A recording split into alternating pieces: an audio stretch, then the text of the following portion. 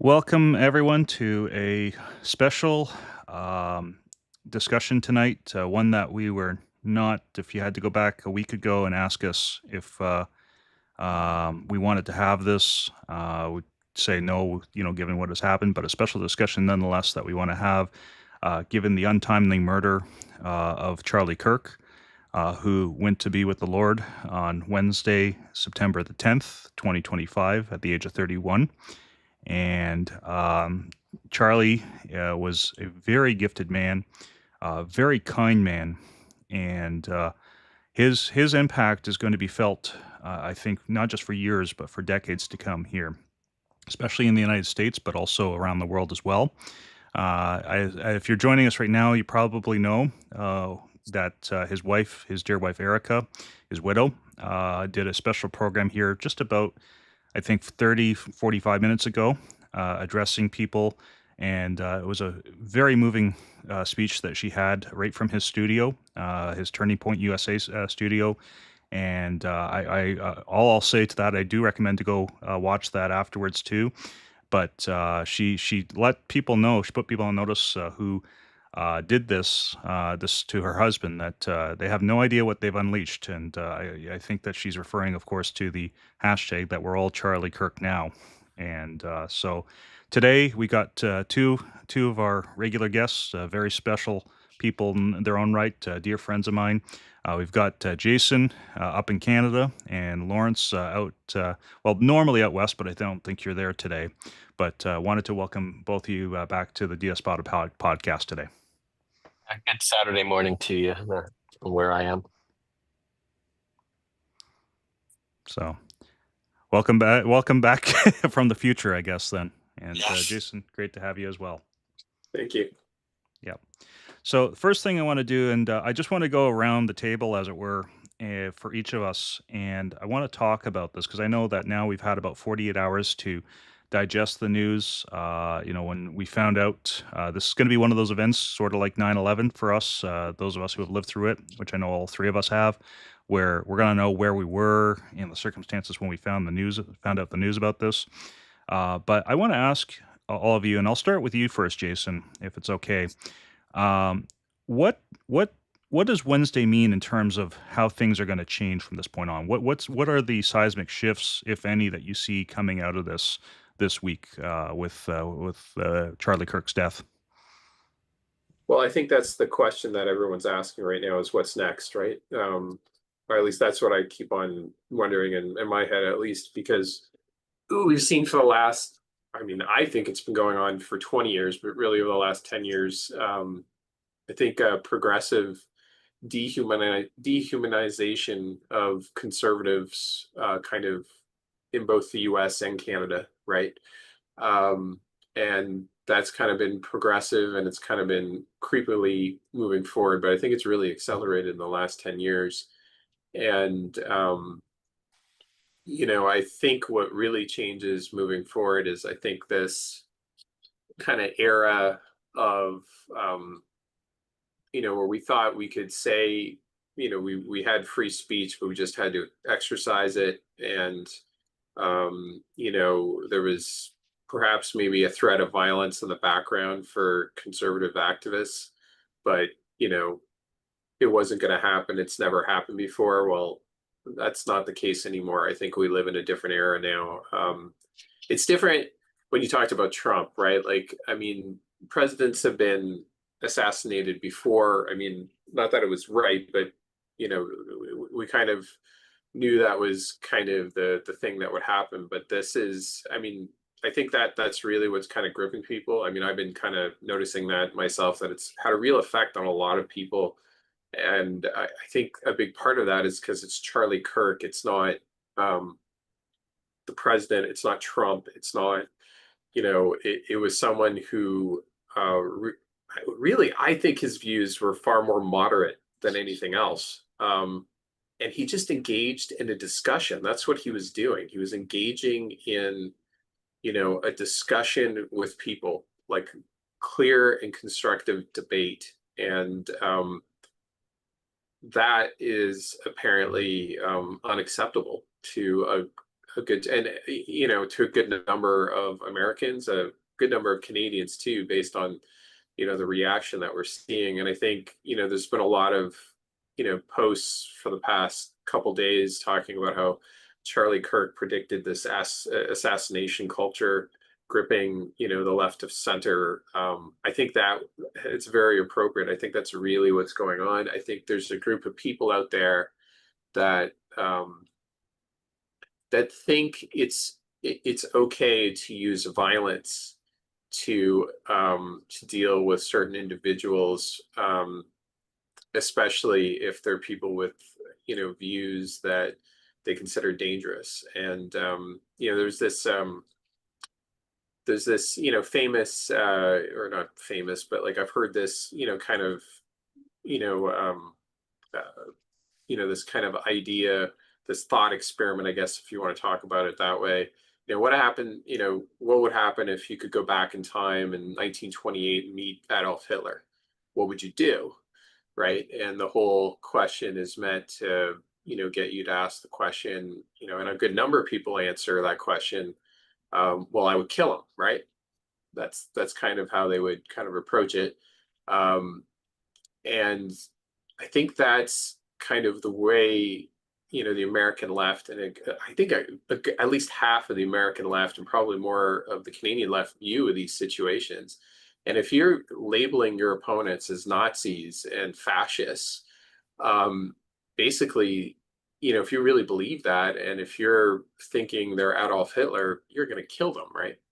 That's kind of the world we live in now. And I think that's what's really changed, Matt, is I think there's just a recognition that this isn't just some thing we're seeing in polling numbers. It's actually real. Yeah, no, for sure. So Lawrence, I'll turn it over to you. What do you think's changed there since the last 48 hours have occurred? Yeah, I sort of want to white pill a little bit more, and I really want to. I have just a lot of hope. Sort of echoing what Charlie's wife, you told us, she said, it's that I'm hopeful for sort of a renaissance in how to talk to each other. I think we've really lost the sense in how to talk to each other, and even and this is why Charlie's been doing what he's been doing, is he's really trying to demonstrate how to dialogue again. It's just sort of unfortunate for the left is that they tend to be on the losing side of that because they don't know how to debate effectively. Like, I don't know. I feel like even when we were in school, like we were able to have at least fora for exchanging ideas. I don't think we knew how to listen to each other, but it's really amped up in terms of violence and resistance against listening to each other. And Charlie managed to sort of recapture like the idea of public space or a public dialogue. And I think he got the narrative. He couldn't overcome the predominant narrative about what he was about, and so you know, he was allowed to be labeled a fascist. And so, of course, what would an honorable person do in the face of fascism is to fight it. And he's been portrayed that way. But in the aftermath of that, I think mainstream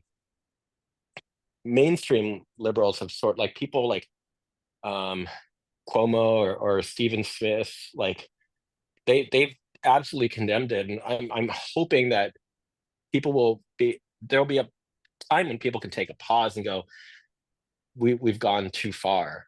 I'm sort of tepid in that hope, but that is one hope that I hope to see coming. And the other thing is that I think that there's sort of going to be a rediscovery of what Charlie Kirk was really all about. I have to admit, I'm not that intimately familiar with his work. I know what he does. I wish I could do that too, but I just haven't really delved into a lot of his exchanges. Well, that changes now because now I really want to figure, and I think that many people are going to ask the question of what was it about this guy who's so dangerous? Like, he's got a huge YouTube presence, lots of material. So anybody can go and figure out what is he about? Why was he attacked? And out of that, also um, stimulate a rediscovery on how to have a dialogue and how to talk to each other and how to win an argument or how not to lose an argument.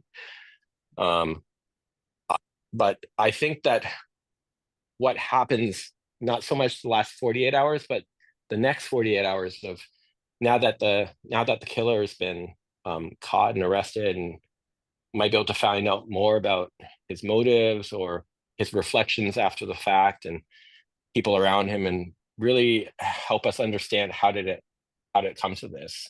Um, so I mean, I'm not saying that that's necessarily what's going to happen, but I am hopeful that there is a lot of good that can come out of this evil. Yeah, no, that's fair, and I am optimistic on that as well, Lawrence. Maybe I'm kind of maybe being a little bit more methodical and trying to be apply kind of a historical lens to what I think is about to come. But I do agree with you on that. Just most of all, and Charlie Kirk, one of the things, and his widow said this as well, Erica Kirk, in her address earlier this hour, that one thing Charlie Kirk wanted to be known for, the big thing, was his faith, his love of God. And there are people. I mean, I'm trusting the sources. These are some podcasters. These are others that have just put comments on YouTube videos. People saying, "I'm going to church for the first time ever this Sunday," or "I'm going to the church for the first time in 20 years this Sunday." I think one of the things that's going to stand out about Charlie Kirk's life is, and you don't have to agree with him on everything. And frankly, I think if we all went through his videos, we'd find things that we maybe disagreed with. And you could see he was 31 years old. Like all of us, you hopefully mature over time. Your views get refined as time goes on. They're tested by fire, as he was in all of his debates. But he was always very kind. He was marked for his temperance, his kindness, his willingness to engage with those whom he opposed. I mean, and I think one of the things you'll see, Lawrence, if you go through his material, Mhm. he was known for these like tent events where he'd sit in the tent with a microphone, and basically anyone, usually on the left, who wanted to, could come up and ask him any question, try to debate him and kind of stump him almost. And he'd have a whole thing about changing his mind, like, I believe marriage is between a man and a woman, change my mind, that kind of thing. And Mhm. it's not like he kind of just like mocked and ridiculed the person right out there in tears, right out of there in tears. So that's going to have a lasting legacy. When people are looking through the archives of TPUSA, it's almost like on the economic right, when we look at Thomas Sowell, in all of his videos going back to the 70s and 80s, same kind of thing. It's like you can't argue with history, right? It is what it is now, and it's set in stone. This era has passed, and so I think that's going to be a big factor here going forward. But to give my own contribution to what you guys said, I think you guys all hit some key areas. I just want to maybe readdress some of them, and kind of from a different angle, and maybe add a couple of my own. The first is that, as I said, I think that this is going to get Christianity and the idea of faith in the public life back onto the discussion in the Overton window, where it's no longer the atheistic, materialistic worldview that is going to basically run the show. And on that note, I think that the Overton window is going to change a lot on a lot of things. I think, like you were saying, Jason, about free speech. The right is invigorated now. We're not all kind of showing up to go burn down cities, and this has been noted by many people on the right online over the last 48 hours. There are no cities burning tonight, right? There are no areas closed off by cops because it's way too dangerous because a bunch of right-wing radicals are all protesting and smashing, businesses and institutions and such. It's just not happening. Uh, I'll put it this way. I think, and I know it's dangerous this early into the event, but I think this is pretty clear. The era of Obama is finally over. And what I mean by that is that, if you guys know this because you lived through this as well, when Barack Obama rose to the presidency, I mean, there was really two events that kind of started that path. The first was that he was primed for things when he was running for senator in Illinois back in 2004. He got a prime speaking spot at the DNC that year. during that federal election. And then 4 years later, this guy who really had no experience, right? And again, for those on the left who criticize Trump for not having any political experience, like they started it first with Obama. Obama was a community organizer. You know, he was kind of shuffled through the Illinois State House and ultimately into the presidency in a very short time. And that's when things started to change because they used Obama basically to start putting limits around our fundamental freedoms, especially here in the states with our Bill of Rights. That maybe your free speech does have limits. Because if it's hateful, quote unquote, then it shouldn't be allowed. And this is where you started to even see corporations start to talk about, well, and I remember I had this with my employers at the time. It's like, well, we have to do stuff for the environment because this is what our clients demand of us. This is what society expects of us. And same thing for speech limits, where now all of a sudden, people were getting fired for doing stuff that had nothing to do with their job because they were caught on camera after work doing something. Like I think back in Toronto, there was a guy that I don't know what he did to the woman. She was a broadcaster for City TV or something, and he went up and kind of like kissed her on the cheek or something, and all of a sudden he's out of a job at Hydro One. We saw this, and I'll point this out for those who are on the left who happen to come across this video. I've said earlier to people in conversations over the last 48 hours, I don't agree with the person known as the Philadelphia Karen, who basically screamed at a guy to give a baseball a home run baseball to her that he got for his kid, and he got there first. And under the rules of baseball, whoever gets there first gets the ball. I don't think she should have lost her job as a teacher in New Jersey over that, because that wasn't anything to do with her job. No, I didn't But realize that's what happened to her. yeah, well, I mean, her students all were like, "It's her," and they started going like, like this idea of cancel culture, right, is Yeah. Yeah. still with us. And I mean, and funny enough, I'll contrast this and say, one of the funny things Charlie Kirk has done in death is he has basically canceled and cleansed a lot of institutions, especially educational institutions, right, where kids are exposed to this from a lot of foolish teachers who were celebrating his death online. And I mean, you should see libs of TikTok. I've Yeah. seen a few groups on Facebook. People are just like posting all these things, like, and that's a difference because at that point you are celebrating someone's murder, right? This is getting back to the difference between free speech and threats and violence, right? And the last thing I'll say to what I think Charlie Kirk's thing has done is it is going to put the left on the defense, and I don't think they realize it yet. In fact, I think some of them do. I think some of them I've seen are ashamed and hotbeds of leftism, the discords and Reddits of the world.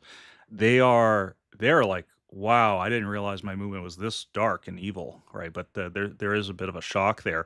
But a lot of the other ones are like, well, it's fascist, so of course we're okay with it, right? And that's wrong, right? That is terribly wrong. It's twisted and warped. It's something that does need to be addressed, and I don't have any pity for anyone who is losing their job over being caught, celebrating the death of a father and a husband simply because he was just talking to people, right? So, but I think we're going to see things change, and you're going to see um, maybe not a return, unfortunately, to where it was 20 years ago, but the left is suddenly going to find itself having to be a lot more conciliatory and willing to allow for different viewpoints than it's been used to for just over 15 years now. Well, I kind of feel like they have blood on their hands right now. Honestly, you can't dehumanize your opponents to the degree that I've seen, at least, and not expect consequences associated with that. And I've been particularly thinking about just how it's kind of progressed over time. It kind of started just with some euphemisms about conservatives being bigots, or but then it just kind of progressed to the point where we're politicians are openly calling conservative politicians Nazis. uh, Mhm. like that rhetoric has got to stop. And I do hope that on that one end, the hope I do have is that this kind of lays bare to the left just exactly what the consequences has been, which is this really where we want to go? Is this where they want to go? Do they really want to go in this direction where we're settling our differences with violence? I I sincerely hope not. Right.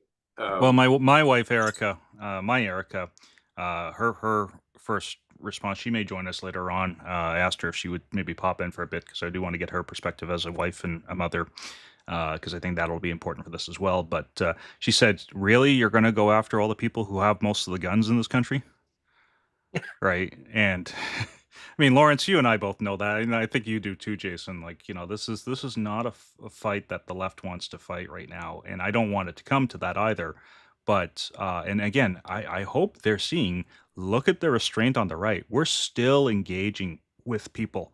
We're embarrassing people, right? With some of the ridiculous stuff that's coming out here. I even saw who's the British guy. Has this program. I can't remember his name, but I saw a video earlier tonight where like it was the Dave Rubin was basically taking down the one guy from the left wing Young Turks program. And because he said no, I don't think Charlie Kirk wanted to be a martyr, and he literally got out his phone and played a clip from him 10 years ago saying I think these guys want to be martyrs. So we're happy to have a war of words, but we're not going to do violence to you. But maybe what we can say here is, if you start killing, innocent people, right? If you start murdering just left, right, and center, all the people that you disagree with, you're basically declaring war on the rest of the country. And, there comes a point where this becomes self-defense. And, I hope you're getting amazing restraint historically from the conservatives, liberals, and libertarians who are not woke and, don't agree with us. But I think this is kind of a last straw moment for the left here as well.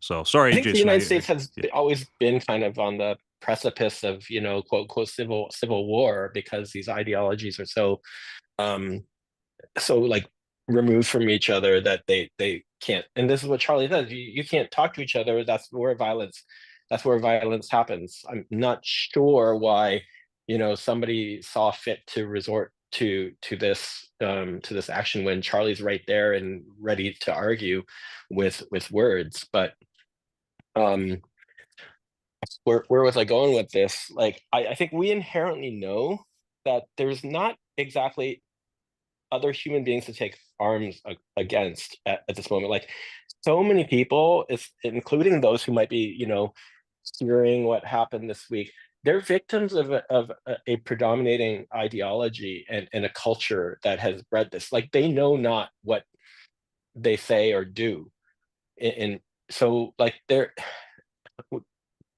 we got to kind of pity them, and so we want the opportunity to have that dialogue and actually bring some light to what is true. And we've got the right's got weapons for defense. I don't see a state where this causes them to go on offense. Who are they going to who are they going to target? Who's the right going to target right now? It's you know hmm. the there's just ideological pollution right now that needs to get cleaned up. And Yeah, absolutely. Yeah. I would say to Lawrence's point though, like I was thinking about that, like you're right, Lawrence, about like the lack of dialogue. Like we don't know how to dialogue anymore. We don't know how to have like a clear and constructive debate without it turning into something crazy, right? Like at least that's what I feel like all the time is um we're just incapable of having that. And it really is. It's like it's 1928. You see Hitler, and your only solution is to kill him. Like, what about debating him? What about Right. engaging him in constructive debate? Right? Like, why is that not an option anymore? Like, it seems like we're kind of disintegrating a bit. Yeah, no, no, absolutely, and I think what it is, Jason, though, and I hate to say it, but like from a historical perspective, I think you guys know this. When people who don't have an argument to make know that they're losing, especially when they are at the pinnacle, right, of their power, right. We saw this with the French Revolution, right? Kind of started eating itself after a while. Like, yeah, they got rid of the king, they got rid of Louis and Marie Antoinette, and then they just kept going, right? Because everyone got very paranoid and nervous, so they turned violent, right? And as I said, like my fear to what you're saying, Lawrence, I hear what you're saying, but my fear is I think there's enough people out there who haven't, kind of had that whoa moment that we were talking about earlier, that whoa, this has gone too far. A lot of people, to their credit, have, right? And that is fine. If you believe, all the things that you believe in modern day American leftism, but you're willing to have that discussion, if you're willing to say, okay, we need to have some restraint, we need to step back here, I will go to the hilt to work with you on that, right? Right. My worry is that, by and large, that's not going to happen for everybody. And numerically, if even only 15% of the modern left still wants to fight, I mean, we're still talking about what, like, 5% of the U.S. population, right? That's a lot of people. And this can, we're going to get to a point where, like, everyone's going to be like looking over their back. If there are more murders that happen, it is going to get to a point. I know what you're saying, but it's going to get to a point where individual counties on both sides, right? I'm thinking of, again, places like L.A., Chicago, Boston on the one hand, versus rural Texas, like the deep South, the Midwest, they're going to start kind of drawing lines there, and there may be kind of a, okay, look, there's not going to be, like, people out in the streets fighting each other, but there may be more of a, if you hold these views, you're not welcome in this county kind of thing. I could see that happening, and admittedly, that's one of the dangers on the right, and that has emerged since COVID, that has come out, is in Lawrence, in your neck of the woods out in Idaho. There are movements out there that are now basically trying to make Greater Idaho, and part of it, not everyone who's involved in that is doing this, but part of it is, like, they want to set up basically what they call a Christian nation, but it's going to be so it's going to be so narrow as far as who's allowed to be there, Mm. that you're going to balkanize the U.S., and that's not going to be good, and that's what I'm hoping we're going to avoid here. Charlie wouldn't want that, right? Oh Um, no. you know, I think we just gotta call balls and strikes where, free speech is being attacked, whether it's from the left or from the right. We just got to be able to call it out for what it is, right? We're not looking for ideological purity. Everybody just needs an equal opportunity at the table to advance their views. May the best point of view win. May the best argument win, right? But we've and just and if failed you to lose dialogue because gracefully. we don't. Yeah. Exactly. Like, I just had a flashback to that moment when the trucker protest was just getting started in Ottawa, and there was some idiot with a Nazi flag. And for the remainder of that protest, the prime minister decided to, like, because he can't advance an effective argument, was just going to fixate and strawman the whole movement because of that one guy with the flag.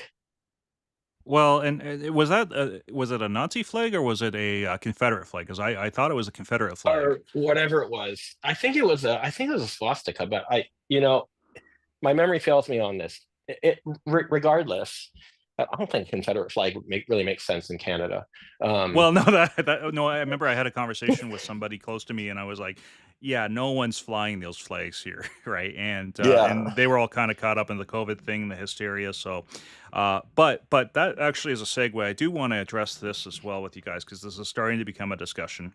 I'll give Uh, you my own take as well afterwards, but one of the things, funny enough, you bring that up, Lawrence, is that was considered to be a literal false flag, where maybe some of the people in the government had planted that on a vehicle, got into the convoy, and knew that they could just then, kind of give something for Trudeau and the media to kind of, latch onto. But with that in mind, if you know anything about the what happened at the campus in Utah on Wednesday, there's starting to be some questions and some suspicions, frankly, about whether it was this guy, this 22-year-old that they've now announced that they've caught and is being processed for murder, mhm. and whether he was, like, was he acting alone? Was he capable of shooting a rifle from 200 yards From away? 200 And feet away, right? Like, I mean, yeah, it's ridiculous. Yeah. oh, 200 yards, I think, not 200 feet, Jason. That's Oh, like three okay. Wow. times as much. And so my question to you guys, I mean, you guys know your history. We just had the JFK files released earlier this year. We're still dealing with, one Jeffrey Epstein and what's been going on with his business over the decades. And we still don't have answers about like Martin Luther King, Robert Kennedy Sr., RFK Jr.'s dad. Uh, is there a possibility, and is it reasonable for us to consider that maybe this was a professional job that was done on Wednesday? Well, I mean, I don't want to delve into conspiracy theories, but I mean, I've heard this suggested by other people, and it's hard to jive that a 22-year-old gamer, from all indications, managed to pull off this kind of a shot, um, at 200 yards, right? So it's hard to kind of comprehend that. I mean, this kind of thing can happen. It's not that it's impossible to happen. Um, it's just yeah, and people are going to be asking this question. Of course they will, because of the nature of who Charlie Kirk was, right? And but I kind of think that it's probably not likely, just in the sense that, like, again, this wasn't the president of the United States. This wasn't a head of state. It wasn't you know it was a conservative activist. And I don't want to say that, I don't want to downplay his impact. I mean, he had huge impact. But I yeah, I kind of think on that, I don't know, from my end, I kind of think it seems not likely. But the thing that I can't jive myself, Matt, honestly, is how do you make that shot as a 22-year-old gamer?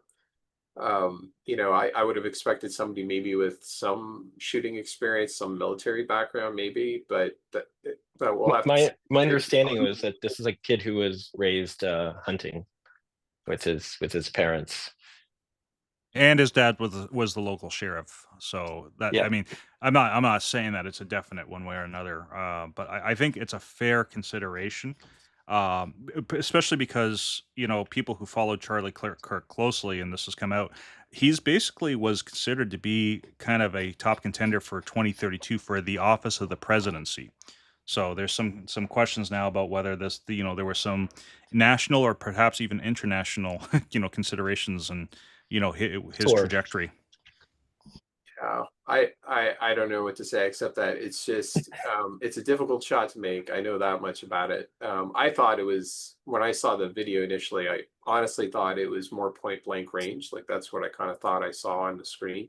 But it clearly was not. And then the thing that, so I guess that's kind of the thing. And we're never going to really be able to, answer those questions to anyone's satisfaction. Those kind of conspiracy theories are definitely going to play out no matter what.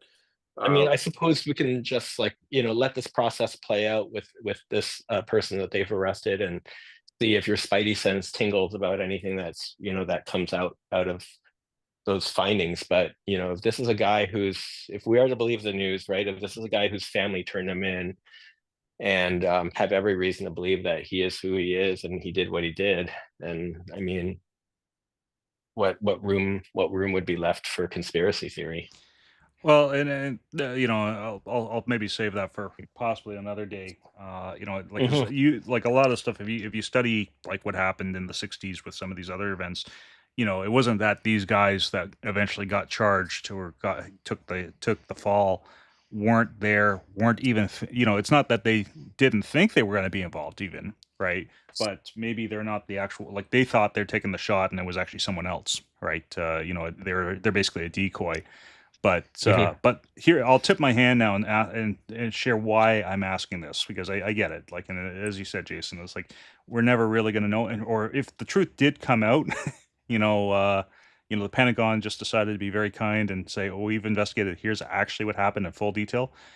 No one, we're not going to have everyone to believe it, right? And that kind of leads me to the idea here that where we are today as a society, very much like in the 1960s in the US, uh, is we're in a low trust stage of our society right now, right? And Yeah. that in itself is dangerous. So, you know, maybe we don't know the full truth of what happened on Wednesday at that campus. But that also is dangerous in and of itself because it points to the idea that people no longer trust the authorities. They don't trust, Yep. like the media, because the media is no longer journalism.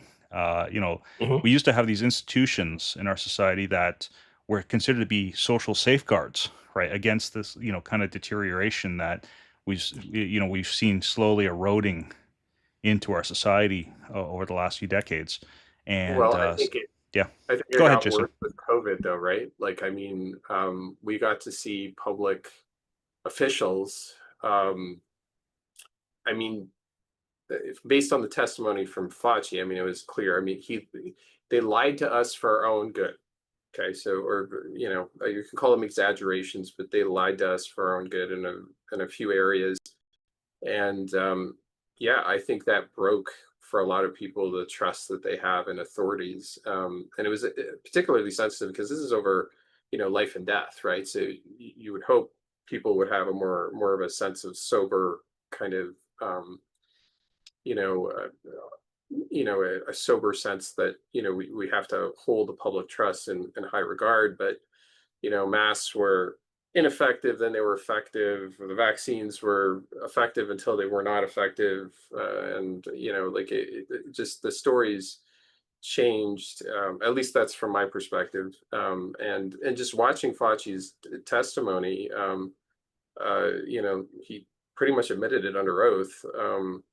You know, they said things. They lied to us for our own good, right? And so now I think a lot of people have a hard time. I mean, for goodness sakes, there was a whole bunch of drones on the East Coast just last year, and we still don't have an explanation for that, right? Like, At least not people, a satisfactory one. well, no, right? So, like, Jeffrey Epstein, I clearly he had some sort of intelligence connections, and those are going to die now. I mean, we're probably never going to find out who is accountable for any number of child sex abuse cases that were the fault of that operation.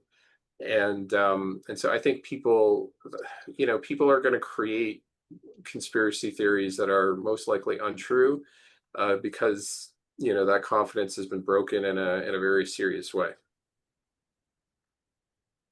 Anything from you, Lawrence? Oops.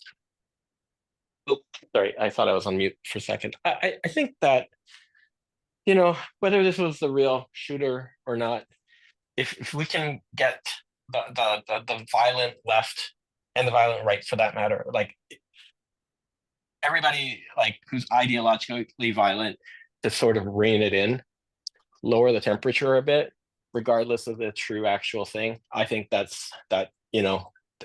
would be a positive that comes out of here. I think with conspiracy theories that I've would entertain might be like would only come with establishing a proper motive. I don't see the pattern right now, but beyond entertainment, I don't really see the point. Yeah, no, for sure. So let me ask you this though, two guys. So one of the things I wanted to do here in this discussion, and I think we Yeah, need to do this. Not just us here today on this particular discussion, but a lot of people on the right in our regular lives, podcasters, whoever, right? Is we need to speak to those on the left, right? And we need to kind of tell them what we're thinking, because I think part of the fear here from their side, and this I understand, is they're looking at us and going, how are they going to react about this? And like it or not, right, the our disposition, in most of the times, is to kind of project onto others how we would treat things ourselves, right? If we tend to think that, well, I don't know, if we're short tempered, we think everyone's short mhm, tempered, right? That kind of thing. So Yeah. with that in mind, there are those on the left who, from our vantage point, have really, like, I mean, let's face it, both the left and the right, let's put it this way, have shifted a lot of their views. We've done an inversion, right? And this has happened a few times. It's not a full inversion, obviously. There's a reason that the Republicans are still the Republicans and the Democrats are still the Democrats. But there's been a bit of an inversion, where the Republicans used to be the party of Wall Street and of boardrooms, 20, 25 years ago. Now that's the Democrats, frankly, right? The Republicans have become the party in a way of the blue collar worker, right? So with that all in mind, and I just want to kind of use that as a kind of background for those who are on the left, who are listening to us right now, are watching this going on, or watching the discussions of the Tim Pools and the Joe Rogans of the world, and Doug Wilsons or whoever else, right? Uh, Mhm. what do you want to tell them about what we're thinking here, and what do we want to do, with them as far as dialogue, and how do we want to move? But speak to them, I guess. I know I'm kind of muddling this up, but speak to those on the left, that maybe are going, okay, tell me what's on your mind, right? I'll go with that. So, Lawrence, maybe I'll start with you on that one. I mean, I think my starting point would be just to bring it back to the days when we were back in school, right? I mean, I was running pro-life. I had a stint in student government, and all I wanted to do was establish reaffirm the university as that marketplace of ideas, right? I just want to get back to that point where we're not shouting each other down, is that we show up to each other's um, events, or you know show up to encounter each other, and have honest and open debates and arguments without marginalizing each other as radicals or extremists. That's the minimum that I would ask. It's to get back to that point where we can talk to each other again. Okay, no, for sure. And Jason, how about you? Um, what I'd say is that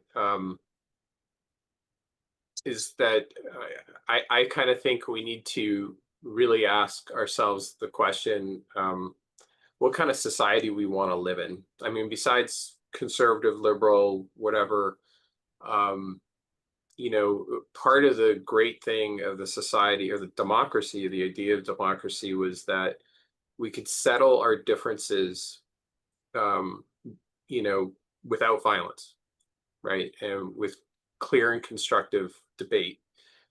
And one of the precursors of the preconditions that we need for clear and constructive debate is the ability to offend other people, for lack of a better way of saying it. That's what we need, because contrary ideas, like I'm offended by a lot of things, honestly. Uh, when people, cast aspersions about the Virgin Mary, like I'm offended. Mm. I I have to deal with that, right? I have to, but the whole point is,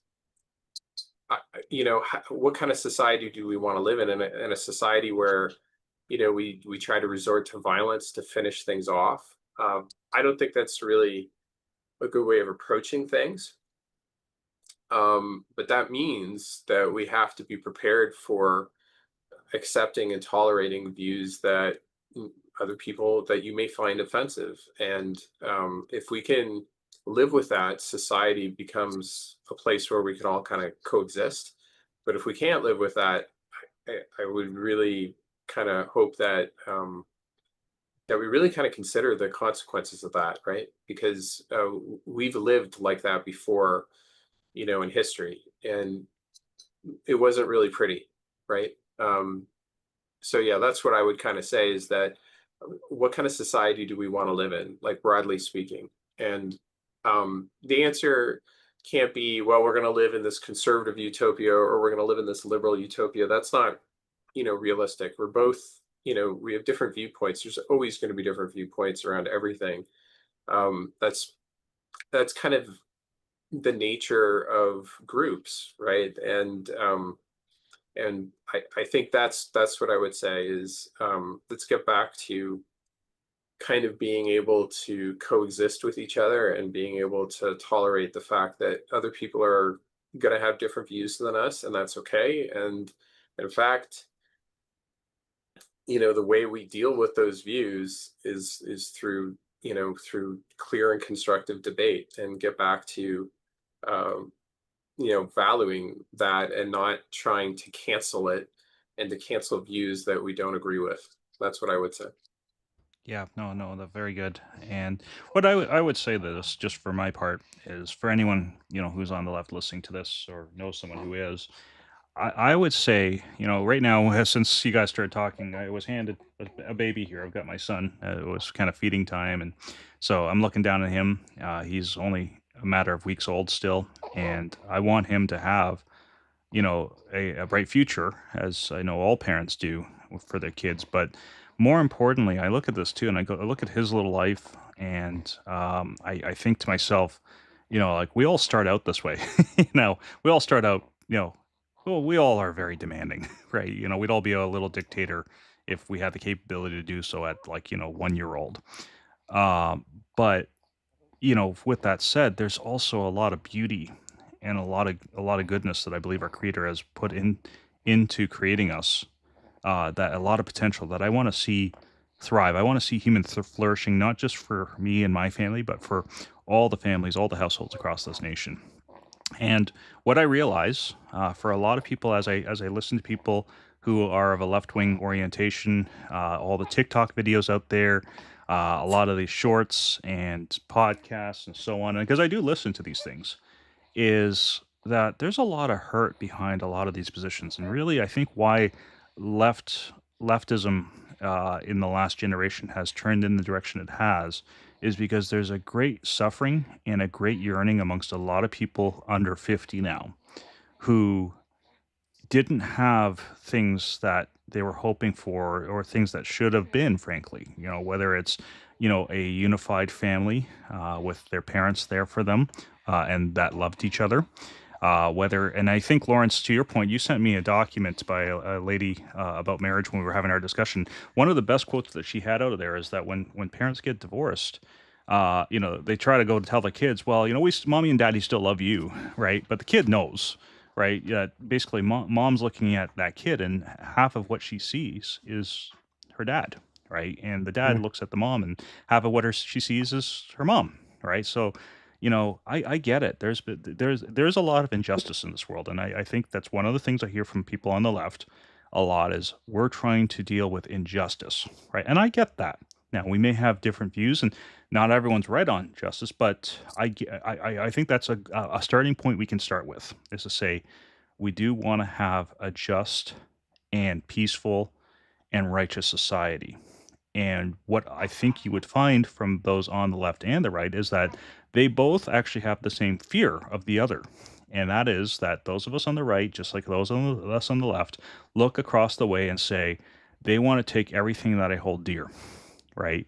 Now, that may be different, again, for each of us, but one of the beauties of the United States, and I say this as someone who immigrated to this country, and I do love it, for many of the virtues I think that were instilled in it. It's not perfect, but there were some very fundamental virtues.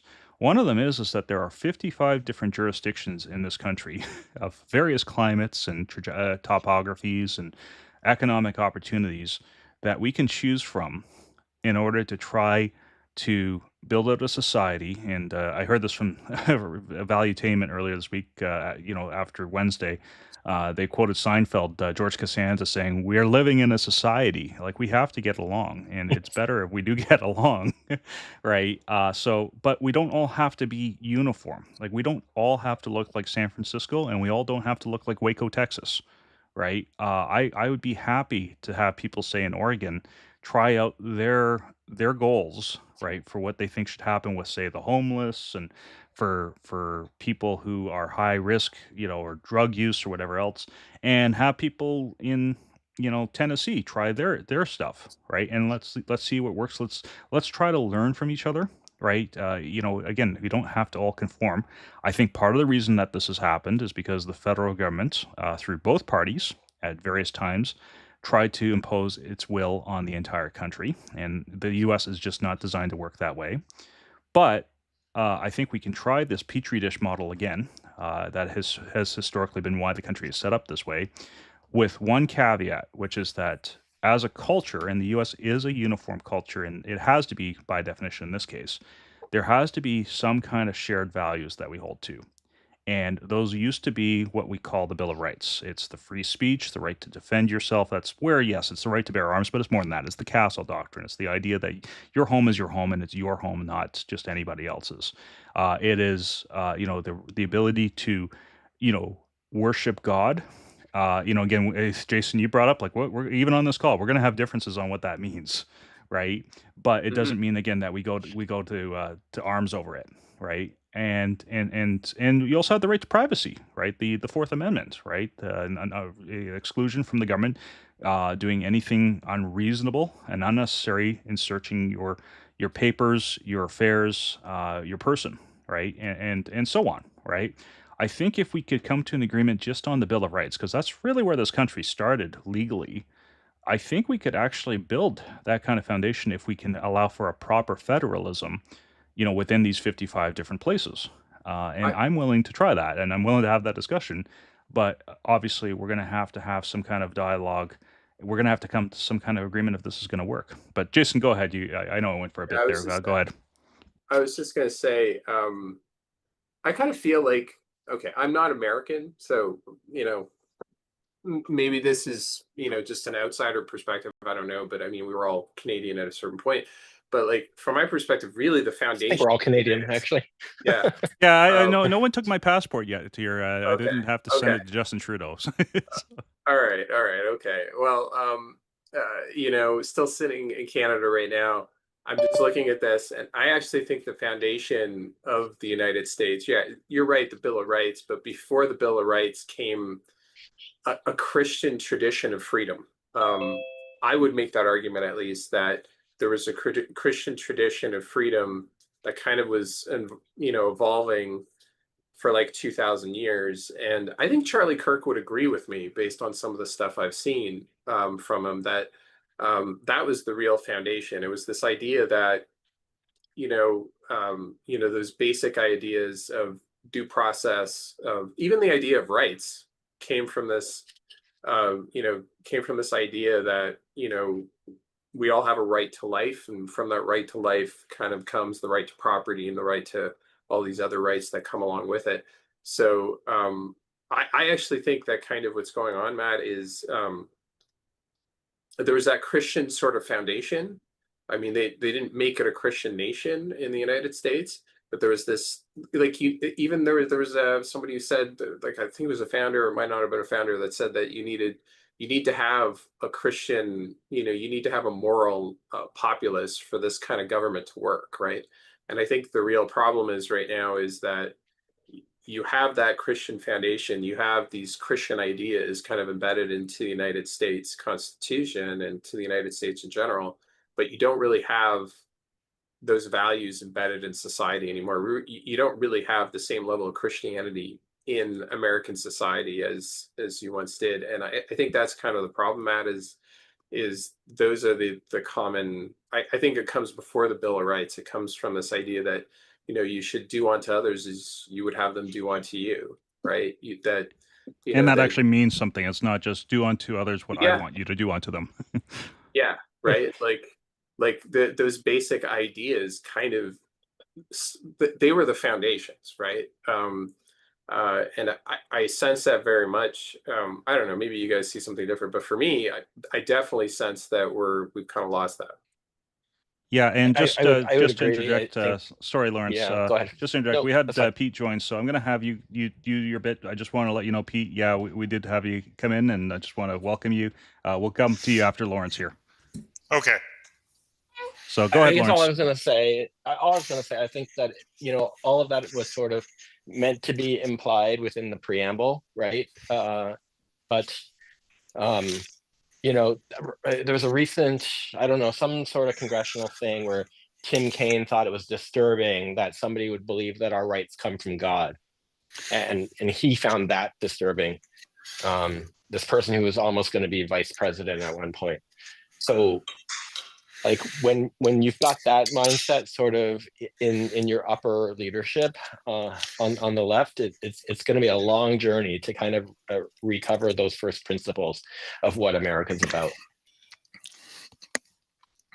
And I Yeah. think it's kind of scary, right? Like, I mean, Yeah.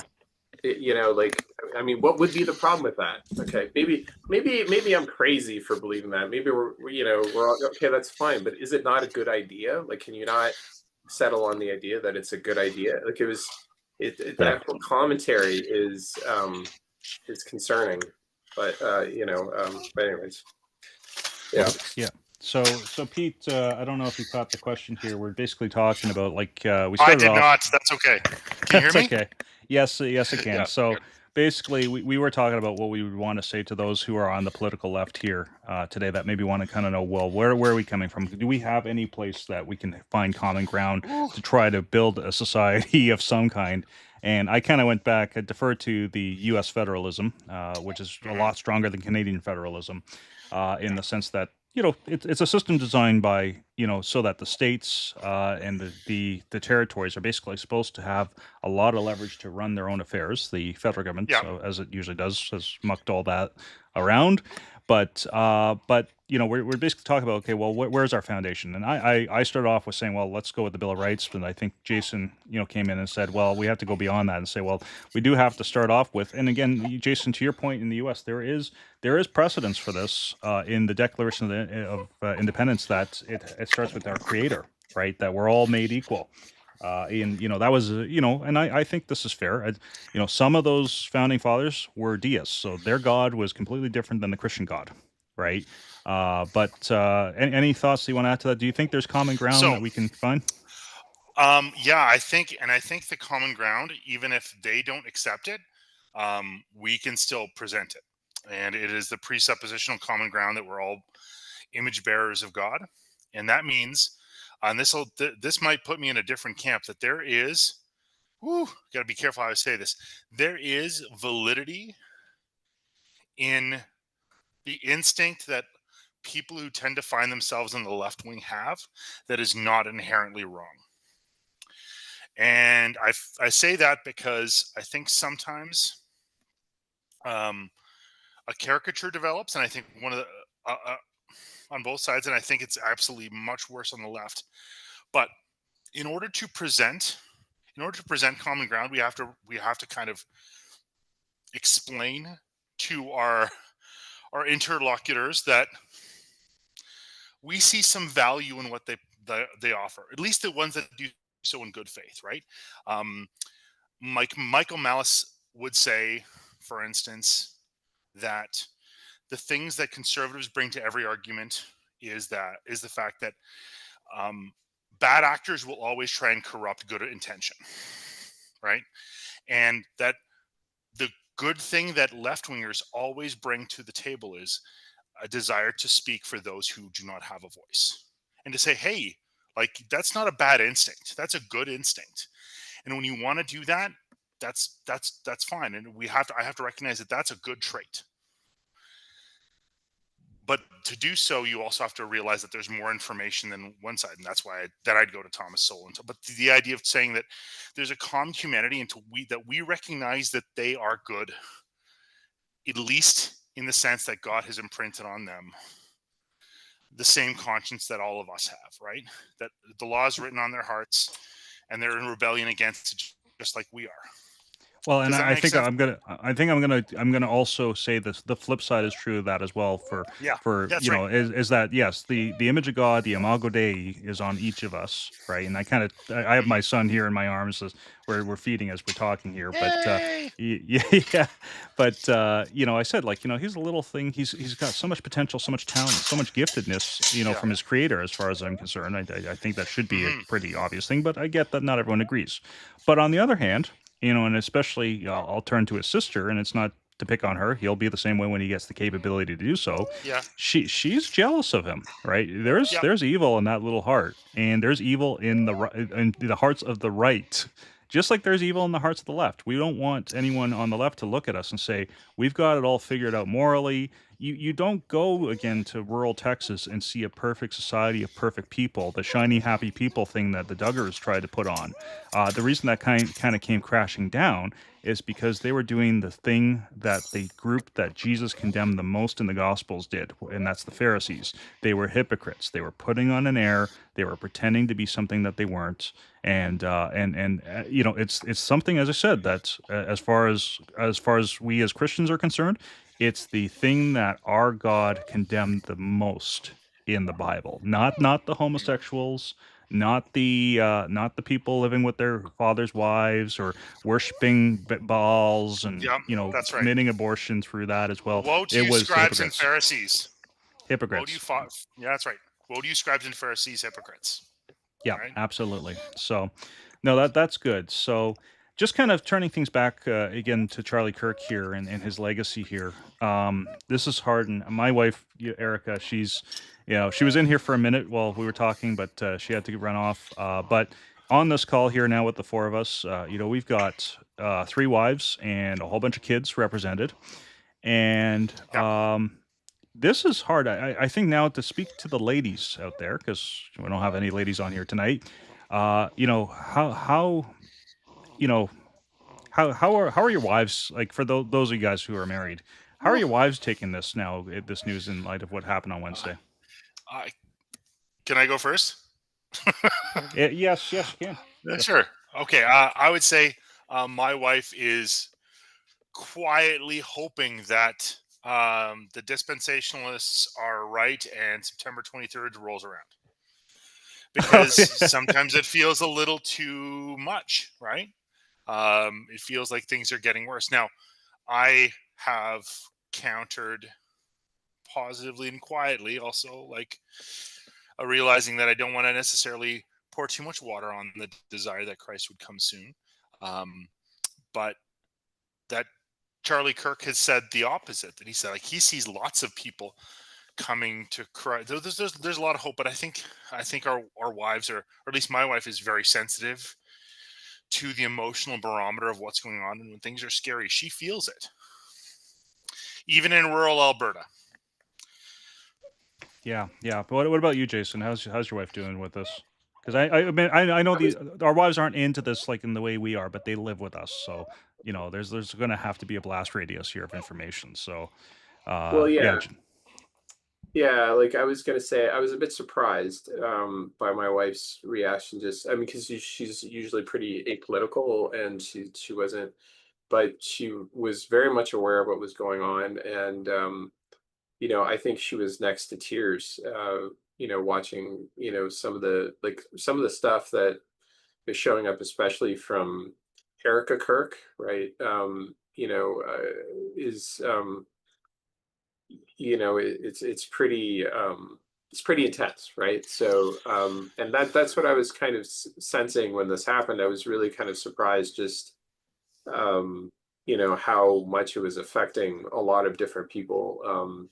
You know, maybe I was the only one that kind of had that sense, but you know, I kind of was really kind of just stunned at just how, you know, a lot of people seem to be really affected by what occurred, right? And like I said, I think that's a function of, I think there's a definite sense that a lot of people have that something's changed here, substantially, right? It's not just a father or two dying. Something else has happened. Another death has occurred. This isn't just the death of one man, and I think that I think there's a sense of that going on right now. yeah, no, and I'm you know, just kind of round that out. I'm in the same boat, very much so. My wife, my Erica, was very much in tears multiple times over the last 3 days. And I've been told, just you guys have to know that I am not allowed to go into political activism now. You know, and I think that what she said, I knew what she meant when she said it, and that is that a lot of the wives, you know, represented on this call, but also across this nation in the U.S., in Canada, in the Western world, have just seen what happened, And one of the things that we have to remember about our wives is that they're looking at it, they're depending on us as providers and as protectors, right? And Charlie Kirk, from everything I'm hearing, I mean, his wife, Pete, I don't know if you knew, but an hour before we started this, Erica Kirk Yeah. did do address. I got to watch a good part of it. It was well written. I mean, I know it was very hard for her to go through, but she loved her husband, and she had great words to say about how her husband cared for her. She quoted Ephesians 5:25, "Husbands, love your wives as Christ loved the church." And this is the reality in a fallen world here, is that some wives make it to the finish line with their husbands departing, and from our vantage point, far too early. Like, we do believe God has a good purpose in all these things. He's sovereign over all these things, but this is going to be hard for her and for her kids, because now she has to raise them alone. Her kids, they're 3 and 1 respectively. They will know their dad from. I mean, like, I think unlike most dads, there's a multitude of videos of Charlie Kirk talking to other people, but there's not going to be that personal relationship, right, available to them, unfortunately, in their formative years. And so this is something I think that, for the men out there, like, yes, we do need to speak up, and we do need to, like, that we, as the hashtag goes, we're all Charlie Kirk now. But at the same time, we also have to remember that for our wives, this like, sort of like what you're saying, Pete, about, yeah, I know there's a theory going around that the rapture is going to happen sometime in the fall. Now, I've That's heard right. that one. Yeah, Oh, and wouldn't that be nice? yeah, wouldn't it be nice? But to that point, like, like, it's a scary world. But sort of like what you were saying, and I've seen this. Well, I've seen good reports from guys out in the UK, and as I said earlier in the program, I've seen people online in comments. I've seen podcasters cite this as well. There's people that are going to church for the first time this weekend that have never darkened the door of a church because of what has happened to Charlie Kirk. And it was because they saw his witness, they saw what he was about, and even though they weren't Christian, they're seeing that he was willing to act with gentleness, integrity, love, right? And that there is something to this Christianity, right? That it does make the world more salty and lightish, as in, it makes the world a better place if we actually obey God, and Mhm. we turn to His Son for salvation. And so, but I don't want to discount, and I don't want to distract from the fact that while we're going out and fighting those battles of the intellect, and for our society, we also have to remember too that our wives have put a great trust in us, to be there for them as much as it depends on us, and we don't want to get reckless, is I guess what I want to say here. Yeah, yeah, I agree. It's hard to figure that where that line is, though, because,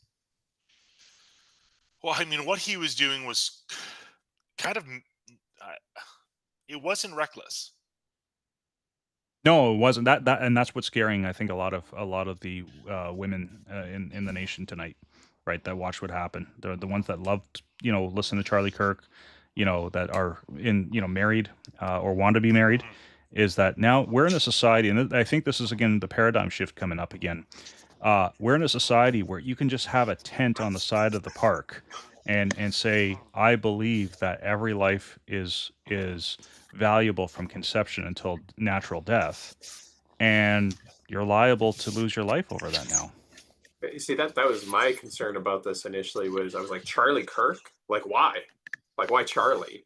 Like, I mean, maybe you guys know, maybe he's said some comments in the past that I'm not aware of or something, but like, I mean, I've watched a fair number of his videos. He talks about, he's on college campuses, telling college age men to save themselves for marriage, don't go out and party and do a whole bunch of immoral things. Like, I don't know, like, like, where is the, like, I heard the comment that he spreads hate. I I I was stunned by that comment.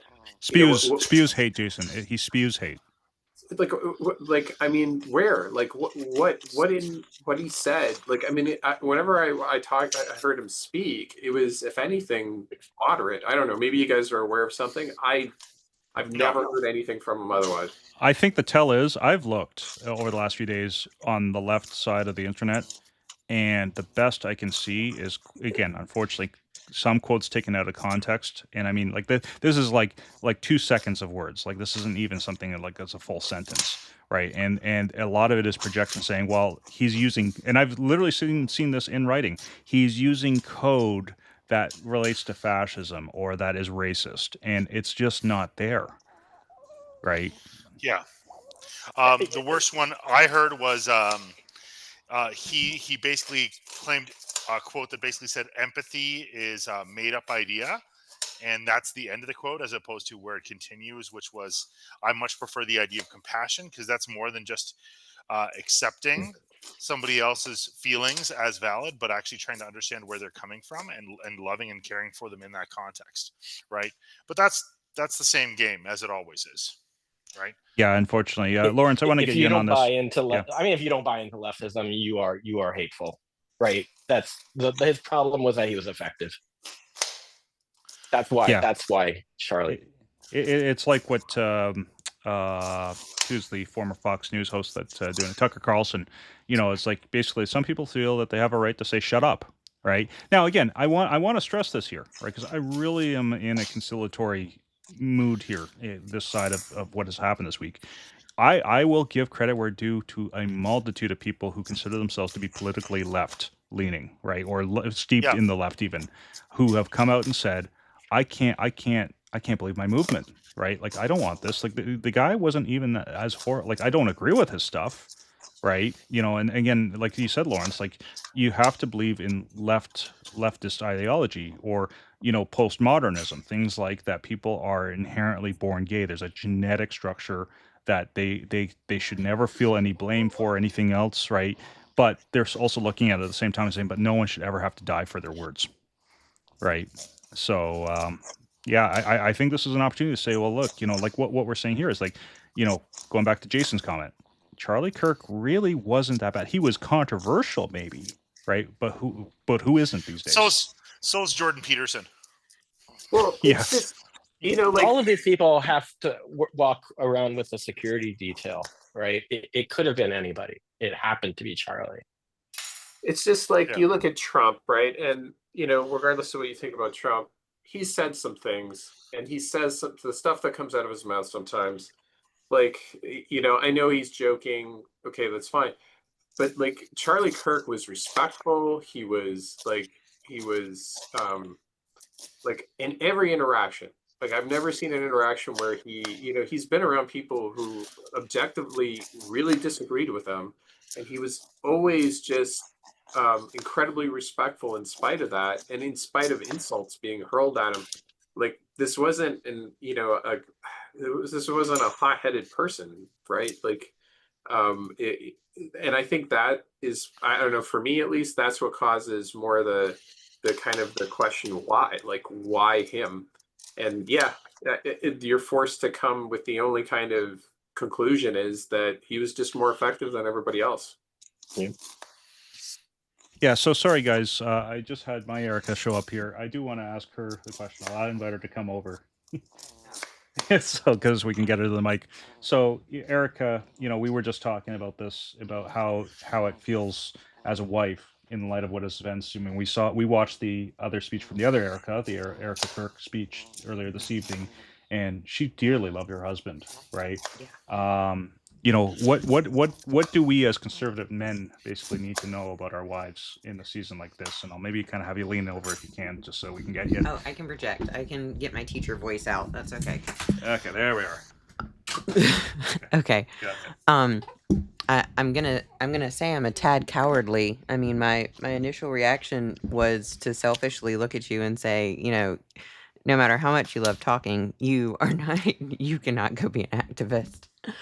But I mean, as far as how, I don't know. It depends on if you're I already shared that with the internet, by the way. Oh, okay. So go ahead. I know everybody's saying rats. Anyway, like it depends on if, I would you know, suggest if- that it's okay for Matt to be an activist if he's ineffective. Yeah, I'm allowed to be. Lawrence says I'm allowed to be an activist if I'm ineffective. So, Or which, I mean, I can he don't wear a know if you mask? see. We're not. Can he we're wear not a mask? exactly yeah, I have to wear a mask, but I'll put it this way: it's not like we're popping a million views here tonight, but No, I think the only people that you've aggravated at this point would be the boomers in Canada. yeah, that's true. Yeah, But no, you were that's gonna about it. you were gonna yeah you were gonna say though, Erica. I'll let you continue your. It depends on if your wife like follows this stuff as far as like how she's affected and things like that. I know that I have tried to stay away from it as soon as I figured out what was happening through you and things like that. I really have not tried to torment myself with the specific details other than just to pray, because anybody could lose their husband. I mean, car accidents, things like that, um I try not to think about that stuff, but I pray for Erica specifically, but I pray for everyone in general, traveling mercies and things like that. But it's just be mindful. Don't go skydiving, that kind of thing. Just don't be as risky. Yeah, and maybe not showing up into the middle of like San Francisco, right, with a tent saying, "I believe there's only two genders," Yeah. right? Yeah, yeah. So at least not at this point. So Like I said, I'm a coward. no, At this point. no, that's okay. And we talked about that. Like it's a huge risk that you guys take getting married to us, because you're putting, in a sense, your lives in our hands, right? And that's hard now for the Kirk family. And again, like I'm sure that Charlie's done a lot through his organization to make sure that his wife and kids are going to be taken well care of financially, and probably security wise in particular as well. But there's a lot of other stuff that is going to be missing that you just can't replace. Like the kids will not be able to have that relationship with their dad anymore, right? They'll be able to see him online, but that's going to be limited. Yeah, and I've seen a lot of people. I don't know how real it is because I really haven't dug deeply into this, but I've seen a lot of people, like sports people and things like that, who have like pledged to take care of the children's education and things like that, moving forward. I mean, not that they're not gonna lack anything with Turning Point USA and stuff like that, but I mean, you know, Great gesture, though. yeah, great Yeah. gesture. Yeah. So, no, I appreciate it. And anything else, because I don't want to keep you here too long, anything else you want to add for our discussion before we go back to the guys? No, I was about to say if I add anything more, it would just be tears. So I'll keep it brief. Yeah. No, thank you for that, Erica. Erica, congratulations. Oh, Erica, you're Yeah. getting congratulations on our little one here. So, Oh yeah, you From- can probably yeah. hear him like snorting. He sounds Yeah. like a he sounds like a pug in California heat half the time. Just anyway. yeah, no, thank you for that, Pete. So, I don't. yes. I don't know what that in Alberta. I don't know what California heat is. So Yeah, Pete doesn't know what a California heat is in Alberta. So, Oh, you're blessed. yeah. So, cultural. Well, see, there's a difference that we can come across is that Erica does. Erica, there's never been a cold wind that she hasn't appreciated. So, That is true. but anyway, minus 40. yeah. Yeah. So with that said, and again, I know we've been running over an hour here, and I want to be respectful of the time here of you guys on the call. But one thing I will say as an optimist, or trying to be an optimist, I should say. I mean, the New York Yankees of all teams was the first team to have a dedication moment of silence to Charlie Kirk at the game on Wednesday night. Right. This is New York City. This is like, in a Canadian context, Montreal. Right. Doing a similar gesture, and kudos to the organization. And now I happen to know that Patrick Bet-David owns the New York Yankees, so I'm not surprised. But I will give credit to the crowd. The video on there, they were very respectful. There was some applause, and respectful applause. Yeah, and we've since seen some other teams do similar things. Players like here in Houston, our beloved Jose Altuve has come out. I didn't know he was friends with Charlie Kirk, and so that was great for him to say that. But I want to ask you guys: do you think that we have a moment of opportunity similar to what happened in the aftermath of 9/11? Again, it's scary that it's almost exactly the same day. But is there an opportunity for good feelings, goodwill to kind of come out of this where where it's not a foolhardy effort to try to engage with people of vastly different positions and try to kind of see if we can kind of work things out a little bit.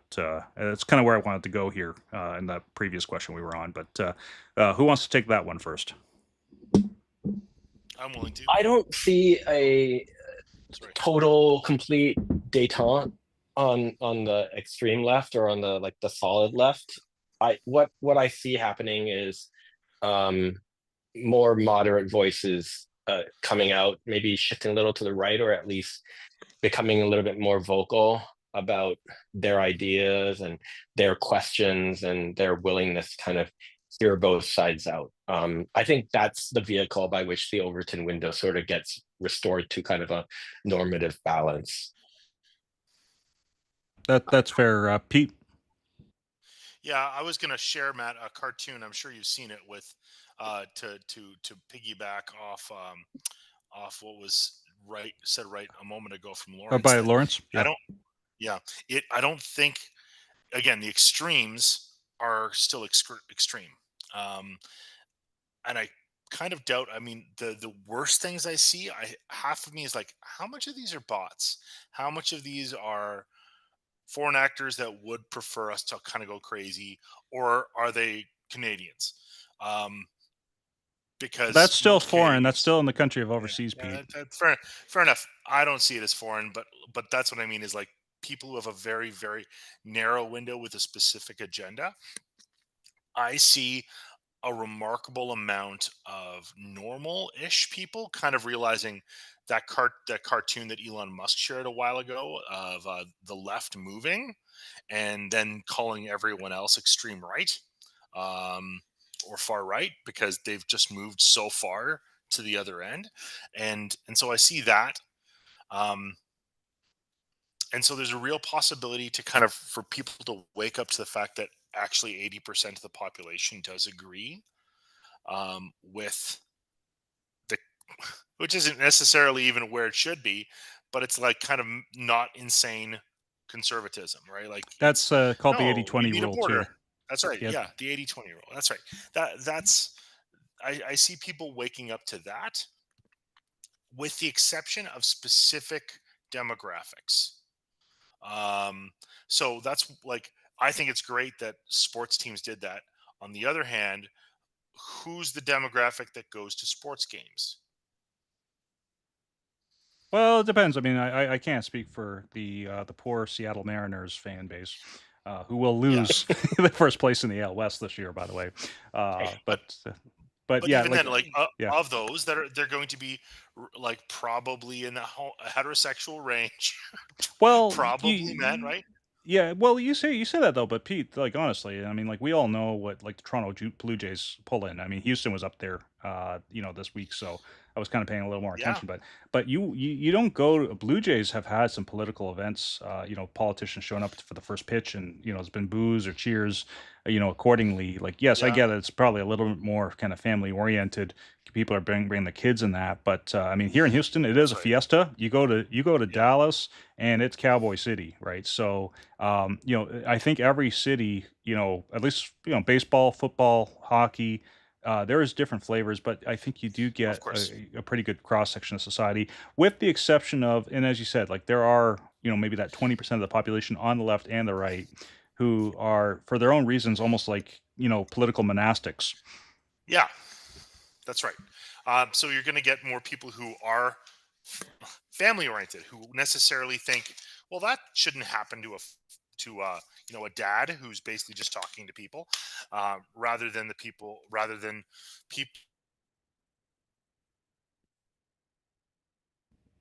Did I lose you, Pete? Did I lose anyone else? we lost him. No, I'm Okay. here. Yeah, I'm Okay. here too. Okay, I guess we'll wait for Pete to come back. Jason, you want I guess on that anything note, let me just or sort of throw in yeah, go like ahead. I'd be more impressed when we start seeing the NFL and the NBA do something, right? Especially the NBA, I guess. MLB, yeah, exactly. I think MLB is probably out of the bunch, probably more conservative. Yeah. What about you, Jason? You think is this a naivete on my part to think that we've got an opportunity here to try to kind of heal some rifts that have emerged over the last 20 years? It'd be great. It'd be great. I mean, I have noticed one thing, which I do notice that there's some people that are kind of being shaken awake by this situation. So I think that's kind of positive. Um, it's just I have to admit to being a little bit distracted, Matt. This just popped up on my feed. Nathaniel Fontaine, the Minister of Families in Manitoba, made a post celebrating the assassination of Charlie Kirk.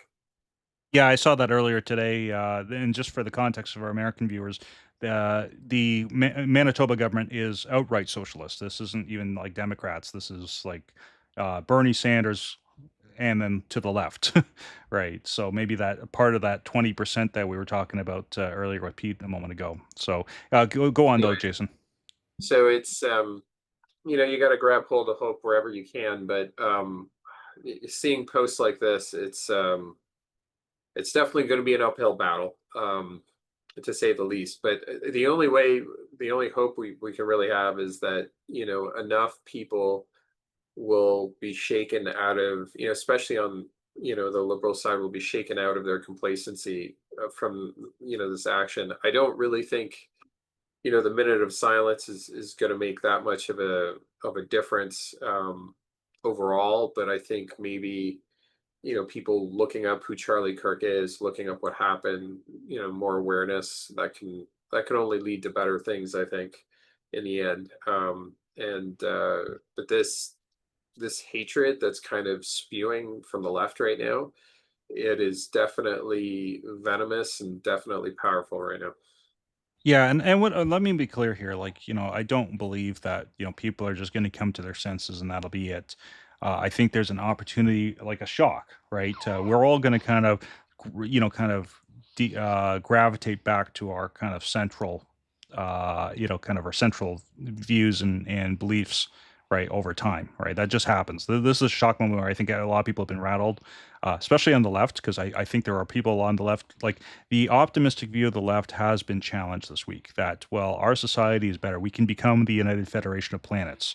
And instead, what they're seeing is a version of Planet of the Apes instead, right? Um, and again, that's not every person who voted Democrat or for Kamala Harris last year, right? And I get that, but I think that there needs to be a, you know, on the right, we need to be willing to extend the hand of friendship and peace, right? To say, look, we don't have to agree on all this stuff, right? But there needs to be decorum reestablished, and yeah, and this is going to be a hard thing because I think for a lot of people on the left and also for a lot of people on the right, and libertarians kind of mixed in there across both groups as well. Part of the reason we're here, and maybe we'll end off with this here today. Part of the reason we're here is because when you don't have an overarching authority in God, right? When and this is even in the 13 colonies, because I know we talked about this earlier. Maryland is called Maryland because it was Maryland. It was the Catholic colony, right? South Carolina was Presbyterian. Massachusetts was congregational, right? And Rhode Island was a heretics colony. I don't know if you guys know this, but the Massachusetts Bay Colony kicked out all the heretics down to Rhode Island, and that's why it's what it is today, and why it's got the little funny shape it's got. So, all that to say is that they didn't even have uniform agreement on right and wrong, and how theology worked out back in the day, right? And again, you had Diaz, you had Pennsylvania, which was the kind of the idea of like anyone and everyone could come, which is why the Amish ended up there. But I think that it is healthier for our society at least to realize that we're all going to have a day of accountability and judgment. We're all going to be, having to speak to God Himself for every foolish and careless word that we've said, right? And my appeal, and this is not a left wing appeal, like directed at the left. This is not directed at the right. It's directed at everybody because it's a mess all over right now. If we're being perfectly frank, is that this is an opportunity to seek out the Lord, right? This is an opportunity to say, Lord, why is this happening? It's because He is working out all things, as we said on this program, for His goodwill and for His glory, and the good of those whom that He's chosen for His kingdom, right? And so The good news is that opportunity to be in the kingdom is open to everybody. It is, just again, like Charlie Kirk. Look at this man, right? And I think this is what he wanted for his legacy. Look at how he spoke. Look at how he loved God, and how that was reflected in his decorum. He wasn't perfect, and I'm not. I don't think any of us, tonight have said, "Oh, the guy was a perfect guy." He wasn't, right? But he was different, right? There was clearly, I think, a movement of restraint on what he was willing to do and what he was willing to say to his opponents. There was a love and a gracefulness about him in the cut and thrust of debate, right? And his God is worth checking out because there's clearly something that has happened to him and to his wife, because he didn't even start out a Christian 10 years ago. He started out as, I think, just another generic American, didn't really know what he believed. This is a big deal here, and I think that this is how we're going to get to this reconciliation. But his testimony is that when he was very young, he was in like grade school, and he was preached a hot gospel. If you listen to his interview with Doug Wilson. What gospel? Sorry, Pete, and welcome back, by the way. But what kind of gospel? Sorry, a hot gospel. So you're What's a hot sinner. gospel? Oh, okay. Not a hot gospel. It's Doug Wilson's term for, like, according to the law, you're a sinner. You're condemned to hell based on the things you do, because you're a liar. You've broken the law that you recognize you should be upholding, and you stand before a holy, good God with no ability to justify your actions. So your only option is to beg for mercy at the feet of Jesus, and he will have. And he's, luckily, the good news is he's died for you. So he's lived the life you should have lived and died the death you should have died. That's basically how he presents it on Canon Plus. If you want to watch his interview with Doug Wilson, it's actually really, really good. Yeah, I'm gonna check that out. Yeah. So no, good. So, gentlemen, anything else you want to add? Anything you think that we didn't cover tonight that needs to be covered? Any responses you want to make to anything that we did?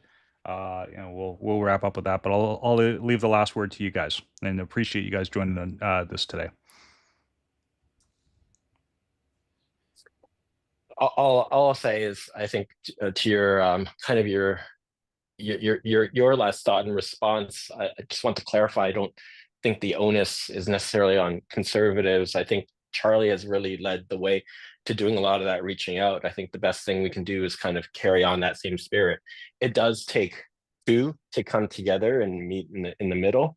And I say that what we can do is pray for the inspiration of those who are reasonable to, rediscover what it means to talk to each other, and see if there is an example from Charlie's interactions that we can model for ourselves, regardless of our points of view. Yeah, no, absolutely, for sure. And this is what I want to, going to reiterate.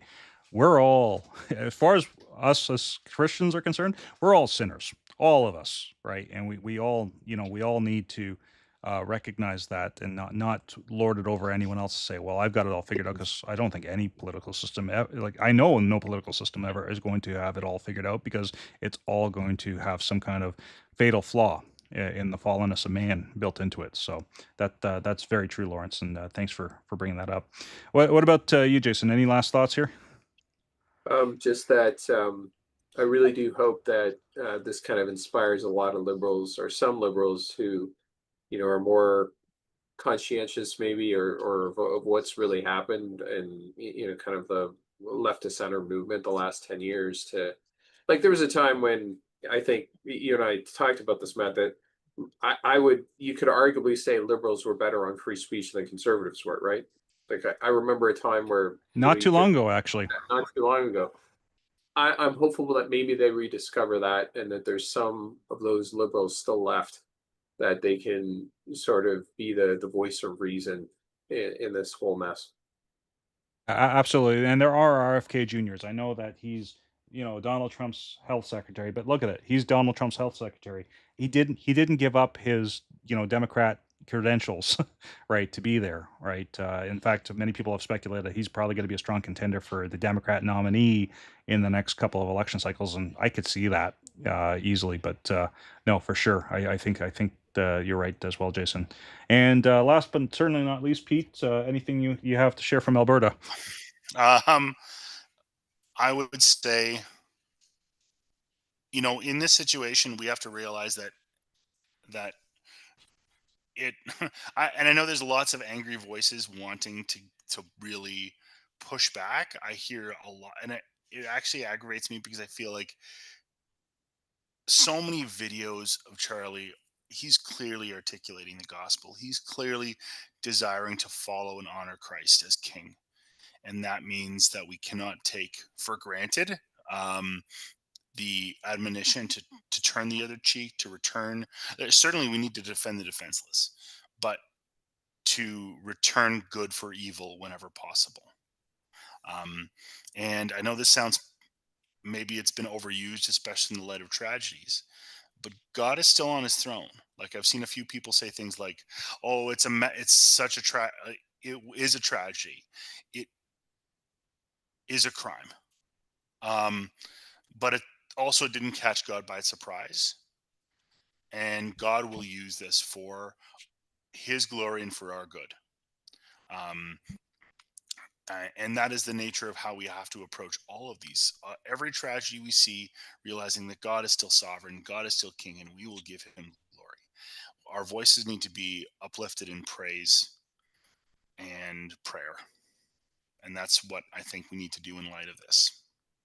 Yeah, absolutely. And to that end, I think that this is something I would say, maybe not for conservatives, but for Christians on the left and the right, is this is a good opportunity to pray for our neighbors, right? Pray that God would use this moment in our history, not just in the United States, but in the West as a whole, to basically bring about some reconciliation in Him, to allow for the human flourishing. I started off this program talking about that. I want to see people from California to Maine and everywhere in between, British Columbia to Newfoundland, and the UK to Australia, and if we're going to include Eurasia, and of course South America as well. I want to see human flourishing, families, rise and thrive in all these areas. But this cannot happen by our own strength, or our own capability, our own philosophy. It has to come from God alone. And if we believe in a sovereign God that created all things by speaking it into existence, if we believe in a God who is love, and has given us the capability of love, as C.S. Lewis has said, then certainly He is a God that is able to guide and direct the affairs of humanity and history. All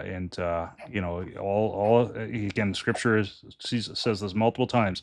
All it requires is for us to turn to Him, to call upon the name of the Lord. And this is a great opportunity for us that I hope that we do take, and that is going to require the church praying for this, I believe, as well. So thank you again, gentlemen. It was an honor. Again, not something I know we were wanting to do. Again, if we had the choice, I think we'd rather still have Charlie with us here today, but he is with the Lord and enjoying the immense glory of his presence.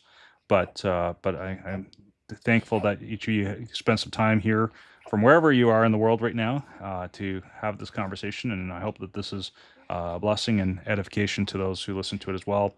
We'll post up a proper version on YouTube as a video. Feel free to leave some comments, even if you're coming to this years later, and we do watch out for those, and we'll go from there. But thanks again, guys, and hope you all have a great Thanks. evening and Have a morning, good night, Morris. guys. Same. A good weekend.